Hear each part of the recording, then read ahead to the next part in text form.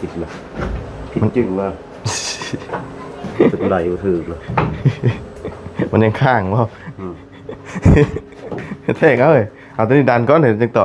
เนาะทางว่าคนอื่นเนี่ยบัดแง่วบัดแง่วเลยนี่บัดแง่ว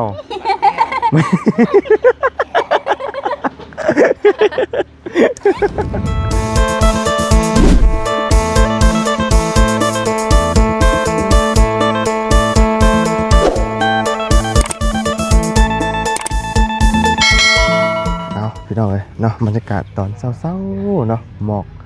ยังข้างอยู่ใบไม้อยู่พี่น้องเนาะแดดหากขึ้นหนาวพี่น้องเลยแต่มื้อนี้สิมีแสงแดดแบบเต็มที่เลยพี่น้องเนาะเอามื้อนี้ก็สิมาลาทั้งอาเจียงก่อนพี่น้องเลย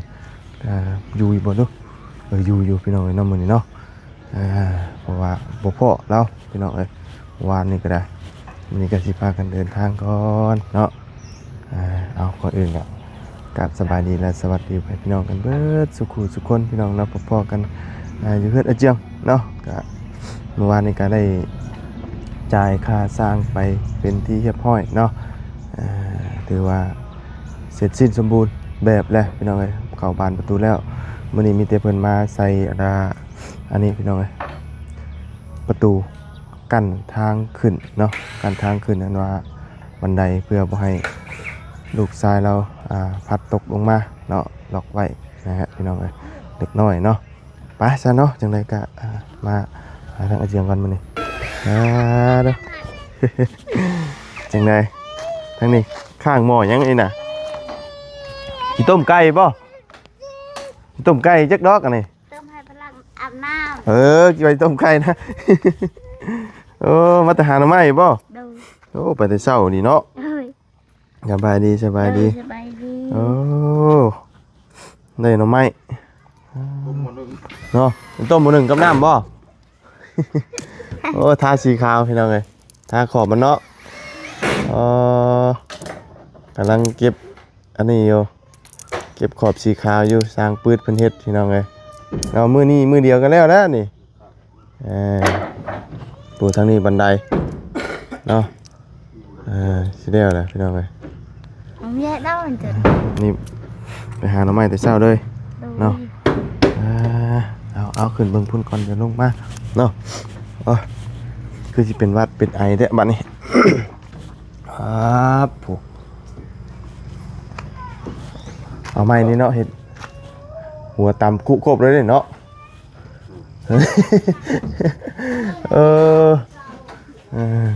ไทยฮะอันนอนพวกคนขับรถมือเจาะเอาแบบใดนี่นะมันอัดมาได้ปะครับโพดครับโพดมันหัดป่ะมันหัดได้ขากอ่ะเนาะนั่นจริงนะทาสีจังนี่ป่ะเห็นป่ะทาโดนแล้วกี่ว่าทามอันเพิ่มอีกนะไม่ได้เพิ่มที่ให้อัดมึงดูฮะอัดเบิ้งหลอกบ่ไม่ได้หลอกบ่ยังไม่มีหลอกใส่เสื้อเอาก็ได้เนาะฮะบ่อะไรสิครบเจาะบรรทัดนี่ดีเลยมาเจาะเอาเจาะออกไหมบ่เอาเจาะเอาบรรพับออกไหมจอกอะไรเนี่ยเสียใหม่กุ๊บเอานะขี้ลายนะจอกบางประตูม้างออกเราเป็นกระปึ้งอยู่เลยห้อยเนี่ยข้างนี้เลยสบายหยกออกข้างรถครบข้างนี้บ่หยกออกมาข้างดีกว่าจอกยากกว่าอีกสบายดีทั้งเตียงเนาะพ่อแล้วบ่นี่บ่ได้พ่อวานนี่เบิดมือเลยทำตัวลึกลับทำตัวลึกลับบ่เดี๋ยวนี้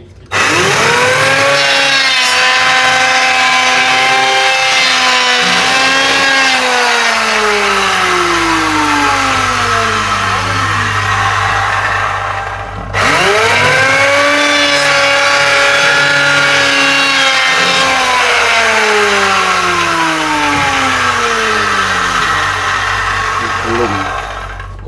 ลุมนั่นแหละ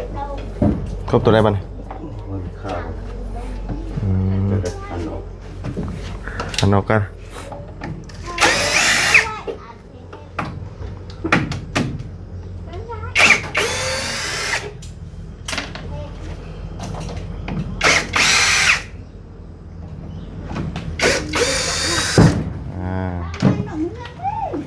ร้อยใจพอเล็กน้อยบ่ตกเนาะเฮ้ย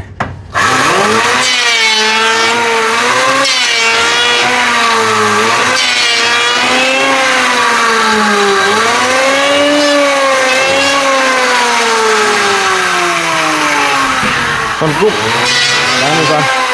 เอามือแค่จางเปิดเท่าก่อนพี่น้องเลยโอ้แบบเอาสีป้ายเสียงเขาดังว่ะ น้อยไม่ได้เนาะ โอ้ยทาสีกันแบบว่าทาแบบมัน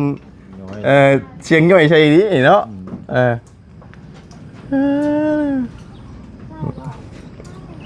หาได้จักวงเลย 2 วงเลยสองแล้วตัวนั้นบ่ตัวไหนบ่มีอย่างแน่มื้อนี้นี่มีอย่างในมีเท่านี้บ่ สีก็มีประตูอะไร เก็บสีเท่าสีขาวนี่บ่กับอันนี้บ่สีแสลกกับเบิดเนาะอ๋อ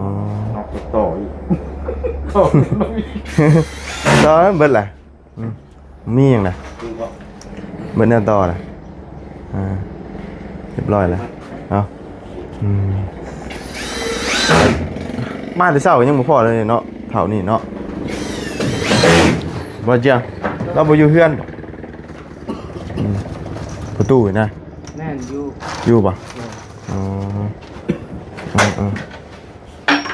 คือบ่เห็นได้ใช่ เราเอาลาน บ่ยาได้จ้ะยันเราบ่ว่างเนาะ เตรียมสิวเจาะเลย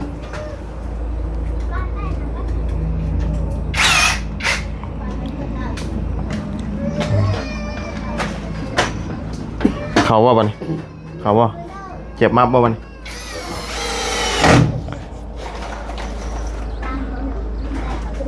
แบบเมียดึกสักเบื่อใส่ลืมเปิดง่ายท้องแท้ บ่เหลือเนาะ เล่นลงไปลืมเปิดประตูตับ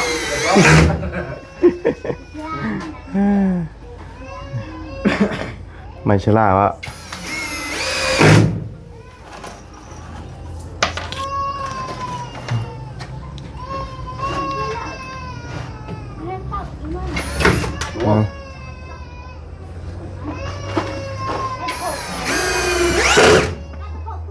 ยังข้าว ยังบ่ลงบ่บ่จะตุกวานนี่ อ๋อคุณแม่เมาเลยว่ะ ฮะ ตุกใหญ่ พี่มาหาเมาเลยว่ะนี่ ตุกใหญ่กาหัวเชื้อนะบ่จะตุก เกือบตาย สอง เมาชิบหายเลยว่ะเมื่อนอนจักมันยังเป็นไงจักยังนะ จะคนน่ะตุกหัวเชื้อนะ คอยได้กินหลายพวกอยู่นี่ก็เพิ่มตุ๊กเขากิน มันมีเหล้าโทเด้ นี่ เอาเหล้าเน็ตผสม มัน เหล้า เด็ด โท เหล้าโทเลยเรือ อันนี้บ่ตุกอันนี้ 2 ตุก 2 ตุกอันนี้ลิตรหนึงบ่นี่2 ลิตรพอดี2 ลิตรนี่เนาะ จักยังเลยนะ อ้าวว่าตุกละลิตรนี่น่ะมันลิดป้ายว่าตอนนี้ แม่นบ่ลิตรปลายบ่ แน่นได้ นอนกิ้งไป นี่ป่ะ กิ้งมากิ้งไปห่วงมั้ง อ๋อตื่นขึ้นมาเกือบตายหนาว โดย หลับตอน กินเหล้าขาวนี่4 คนเนาะ ที่ใส่ลอกบอกเราซื้อมาเนี่ย เอานั่นอัดเอาก็ได้ติเอาไม้หนีบเอาก็ได้ติเอาไม้หมุนใส่เอาก็ได้เนาะ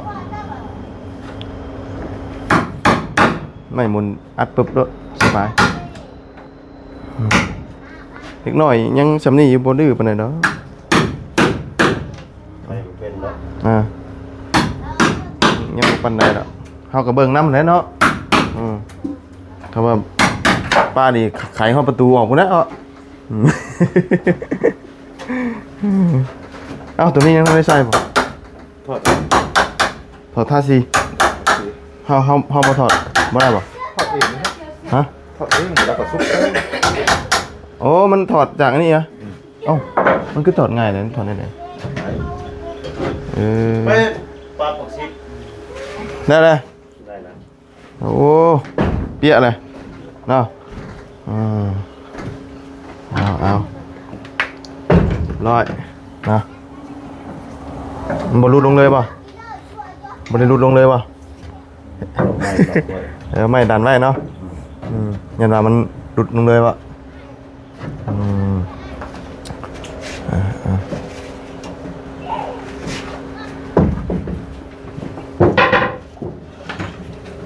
ปั๊บตรงนี้ดันไว้จังบรุดเอาอันนี้เป็นถอดออกแบบนี้ดิคือถอดได้นะถอดได้ไหนก่อนดึงขึ้นได้ป่ะดิระบบนี่ระบบถอดได้เนาะ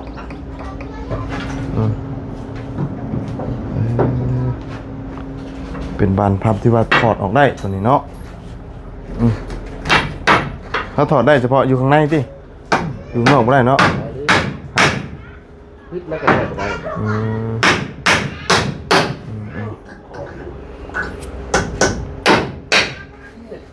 ใช่ครับ คอนมือเนี่ยนี่นะ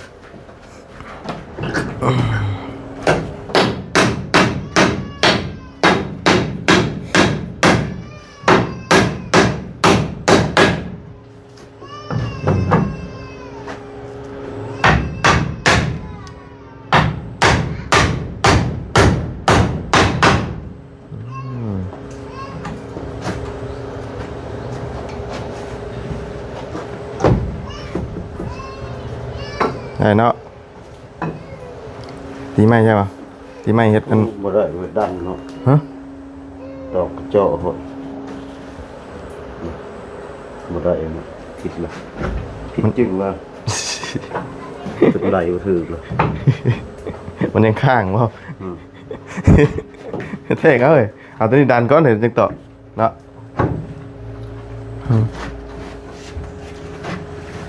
เฮ้ยสเลงเลยสเลงสียา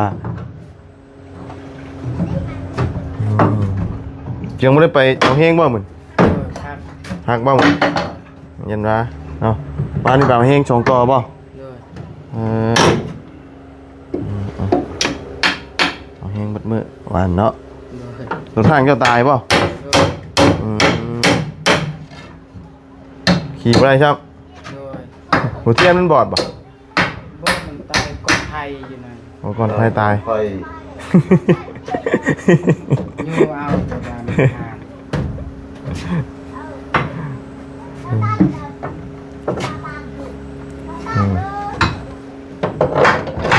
เนี่ยลูกเราทานมันเด่นสบายเนาะต้องยันตกเราเจียงเนาะ เลย เนี่ยทำเราสิบเอาหัวต่ำมันนี่ตุดลงเพื่อจะเอาหัวต่ำไม่รู้เรื่องกับโอ้เฮงเลยเต้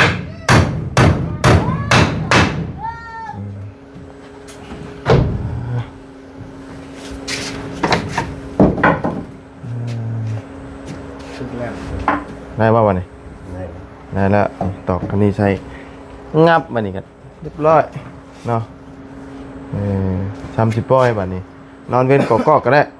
เนาะ เลย เพราะว่าเขาอัดไว้เด้มาแต่อันให้ในชวนเมื่อยกันพากันปูชาด นอนตื่นขึ้นมามันก็อยู่ตารางพุทธ แล้วหัวต่ำลงบ่ ลงลิ้นนอนตื่นขึ้นมามันก็ลงลิ้นอยู่ตาราง เออเบิ่งเลาะเบิ่งในกันพี่น้องกันโอ้นี่ก็เราพาเอาบานออกมาเลยเนาะดึงออกมาเลยระบบนี้เป็นระบบที่ว่าดึงออกได้หาแล้วพี่น้องเอ้ยเก็บสีขอบงามเนาะโอ้เบียร์สองวงเนาะสีขาวทาตัวใหญ่เนาะตัวใหญ่เนาะตัวนี้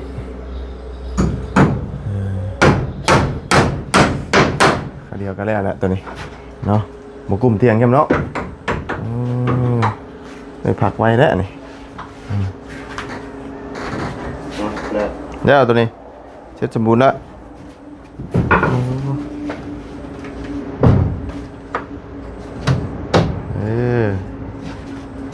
เวลาลงเขาก็อัดไว้เวลาขึ้นเขาก็อัดไว้เนาะระบบป้องกัน ได้อัดไว้แล้วก็ปีนข้ามเอา อัดไว้แล้วปีนข้างถามเอาสั่งปืนเพิ่นแนะนำให้เนาะเพื่อความยุ่งยาก อันไหนมันสบายเฮาก็บ่เฮ็ดเนาะเฮาต้องเอาความยุ่งยากปีนเอาเนาะเพิ่นแนะนำในๆก็เฮ็ดตามเพิ่นนั่นแหละเฮ็ดได้จ้ะเพราะว่าเพิ่นเป็นสร้างเด้สิฝืนเกี่ยวเพิ่นบ่ได้ พ่อก็เฮ็ดกันได้อีกอันนึงเหรอข้ามกันน่ะ อ่า ข้ามหัวน่ะ เฮ้ยตัวหาบ่เสียงบ่ อยากได้มันผักเบิ่งซ่า มึงใช่ พันเบิ่งนี่ออกมาใส่ตัวนี้ กล้องเขียวแล้วบอก มันผักสีเขียวเบิ่งซ่า มืดแบกแล้ว มันตายเห็นทัศน์โครอยู่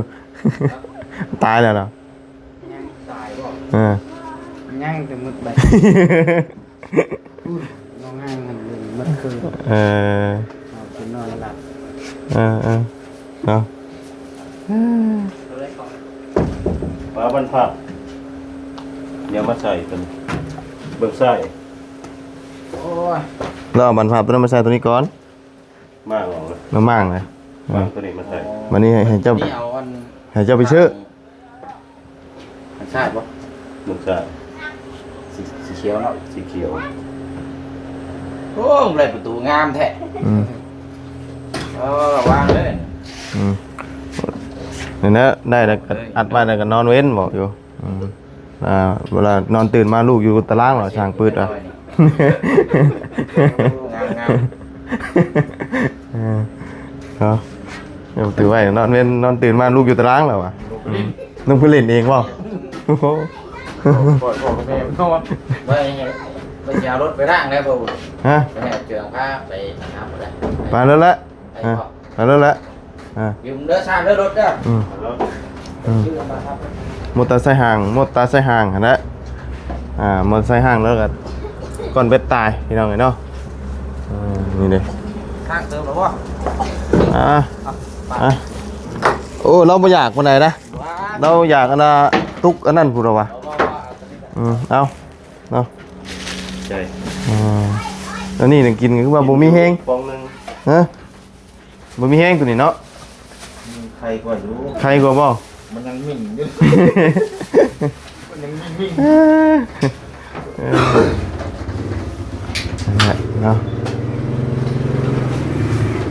เอามีแต่เก็บรายละเอียดจบเบิดมีแต่ทาสีตัวนี้ก็เป็นเบิดได้นี่เนาะมันมีอย่างเลยเนาะมีแต่ตัวนี้เหรอวะทาสีกันเดี๋ยวตัวอีก ตัวนี้ คือเจือง เชียร์มาเชียร์ราคา ให้ราคาเองแล้วเนาะ มันมักนากันได้กันท่า ให้เพิ่นเฮ็ดเองเพิ่นบัดนี้อยากทาแป้นทาหยังก็ทาเนาะมันเหลือเนาะ แม่น เสาเซลล์เนาะเพิ่นทาไปเองเบิดนี่นี่แถวนี้ทาไปโลดเนาะพอดหลังคงหลังคาพุ่นนะผู้ไม่ เอ้าเห็นได้จ้ะมันเหลือเด้อยากได้ยำใดก็ทาให้เบิดนะเนาะให้มันเหลื่อมเด้บ่ให้ขี้มอดเจาะมันจังใช้ได้หลายปีเนาะมาตำกันห้อยดอก10 ปีเนาะกลัวแล้วเนาะขนาดทางห้างยังกลัวเนาะ ตาย2เทื่อยังบ่มีเลย แม่นให้เพศน่ะบ่เพศแต่ว่าสังกะสีนี่สีเขียวเมียงเนาะมีแต่ตัวนี้ เปลี่ยนออก แล้วก็ตัวนี้ก็บ่เป็นหยังคำว่ากำปั้นบ่ใช่เนาะ แม่น ถ้ากำปั้นใช่นี่แม่นแท้ตัวนี้นี่รู้ตัวนี้นะถ้าว่าเสียมันอยู่ธรรมชาติลมพัดลมเพมานี่ยากเนาะ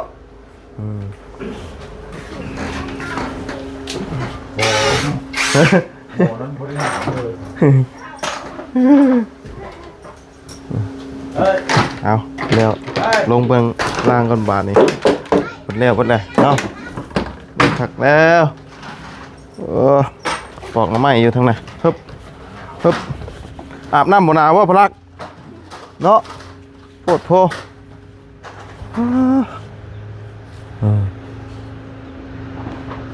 หยิบลอยแล้วเย็นจ้อยบานประตูวงกบทางอย่างงามเลยเนาะตัดสีขาวบาทเลยอยู่เย็นจ้อยสีเกงเอาบ่นี่นะ เลย อันนี้ใบยังนี่นะฮะผักยังนี่นะฮะเพิ่นเอิ้นผักว่าเพิ่นเอิ้นหยัง มันแง่ว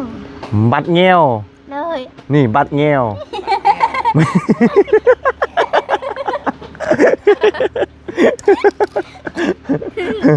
เป็นแง่ว บัดแง้ว เลย บัดแง่ว อันนี้เอาตามห้องห้วยบ่ เลย ผักธรรมชาติ แบบพักคาดมันหึ่นกัน หืนๆบ่มึงดมมึงกินมันก่อนพี่น้อง ดมก่อน ว่ะเนาะอยู่บ้านบ่มีนะผักตัวนี้ พักแง่ว ผักแง้วเนาะตัวนี้เนาะ เลย แกงเขียวหน่อไม้บ่หรือว่านี่ใด ฮะ กิน มันคือขิว คิ้วแชบ ขิวนะขิวแชบ เลยมาต้มเนี่ย มาต้มก่อน กินแบบนี้ก็ได้ อืม พักแง่วกับพักลูกน้อง คือเอามาหน่อยแต่จะคือบ่เอาลายๆมาต้มหนึ่งกะ โอ้ หึ บ่มี มันบ่มีบ่นี่กะ เออ หายากคือกันบ่ผักนี่ก็ได้ แต่บ่ยักวันได้ไตห่วยก็มี อืม นี่เขาไปตาม ไปใกล้ๆนี้เนาะอืมโอ้ก็ตื่นแต่เช้านี่ได้ไปหาหน่อไม้จนว่าได้มาหลายเติบเนาะแซ่บได้เข่งนี่หน่อไม้อ่อนๆเลยนี่พี่น้องเอ้ยแหนงมันนี่โอ้คักเลยนี่ นี่ราคาบอล เออ แบบการเนาะ ฮะเอาไปก้านเอาหน่อไม้นี่บ่ใส่โอ้ เชียร์กัน โอ้ ดังนะ เอาแม่กองก้นขี่กับรอบอยู่นะ โอ้น้ำเขาดังเนี่ย อย่าปะเลยอย่าเผลอเด้อนั่นนี่นะเนาะน้ำลายบ่แห้งนะเจ้า ล่มลงค่ะโอ้ยบักถั่วเจ้าจะได้กินยี่บ่นี่นะมาชงจะได้กินดอกนี่นะตายบ่เลย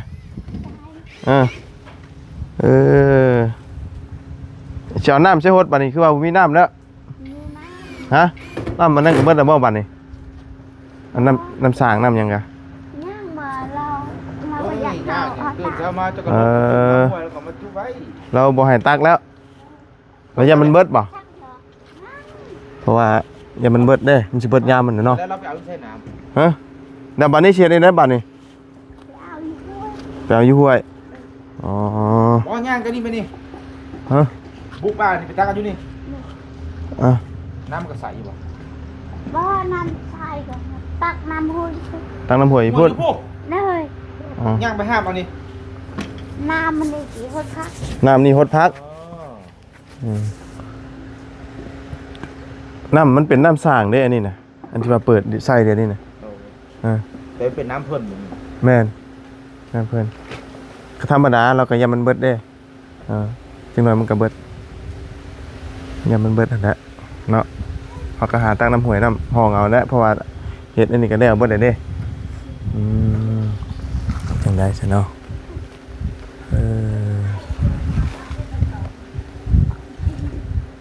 ครับใส่เรียบร้อยบาดนี้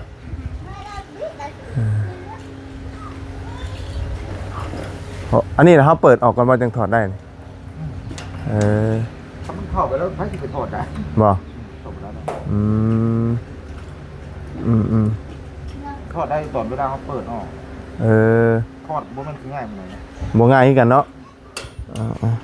คิดว่าถอดง่ายๆเขาก็ลักไปขายเนาะ แม่น เฮ้ยซุปเขาในนี่วับลง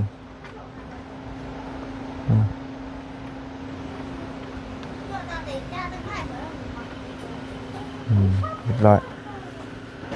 รุ่นนี้เป็นรุ่นที่มาถอดได้เก็บสีก่อนทางช่างปืนเท่าเนาะ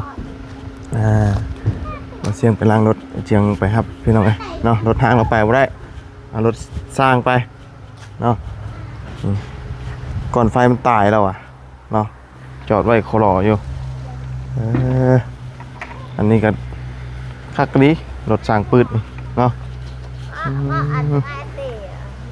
ยังเล่นได้เฉยเนาะรถจุพี่นี่ถือว่าชุดยอดเลยคักเพื่อนว่ารถ รถสู่ชีวิตอันนี้นะเนาะแต่ว่าไปตอนคืนนี่บ่แม่นหยังอันมาเมาไปเปไม่ย่านที่เขาเอาลงข้างทางเด้ออิหยังก็บ่มี เขาบ่กล้าเสี่ยงที่ต่ำมันสำนา โอ้บ่กล้าเสียงกีตามให้ได้เขาบ่เห็นเด้ เขานั่นแล้วนะเขาบ่กล้าเสี่ยงเขายัดรถกระบุ้มเขาให้ระวัง เออ นี่ของค่อยไป เออ บุรีต่ำไปโลด อิหยังก็บ่ได้มีวะเนาะ ทั้งนั้น เออคักเด้ นี่ถึงมีรอให้ ยังมีรอยแล่นเนาะเอาสิ เสาไฟก็ยังเฮ็ดคอบิดอยู่ ว่าสิแกงหน่อไม้ได้พี่น้องเอ้ยพอดีกินพอดีแซ่บแกงหน่อไม้อ่อนโอ้โหเนาะสิเบิดได้บัดนี้เริ่มหายากแล้วเด้เนาะ โดย หรือคน เบิดแล้ว ฮะ ใครสิไปหาหน่อไม้ น่าเยอะๆจะได้ไปเลย จะโดยยังบ่ได้จะโดยบ่ โดย จะโดยก่อนจังสิไปเอ้าเพิ่นมาเอิ้นไปสอนเด้ ผู้เสยเจ้าแล้วข่าวแม่นบ่ละบ่เนี่ย แม่นบ่ฮ่า เออ ข้อยก็เดามั่วๆถูกเฉยแล้วจะโดยก่อนเดี๋ยวสิไปแล้วว่ะตอนนี้เราชวนว่าไปสอนบ่ไปสอนปลานะทางนี้ ขอได้ปัง ปลาเคยเดินได้ได เชี่ย เสียปลาเสียเออ ปลานิ่งกับเสี้ยนิ่ง โอ้ปลาเสียแม่นแล้วเพราะว่าเส้นทางเมืองน้องมันมีหมู่บ้านปลาเสียอยู่ปลาน่ะเสีย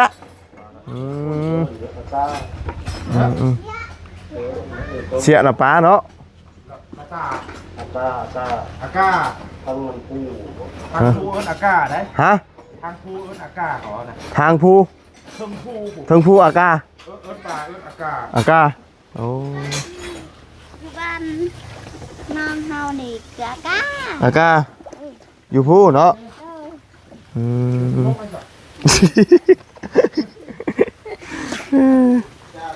สิต้มหน่อไม้เนาะเพิ่งเวลาก็อาบน้ำอยู่นี่เนาะ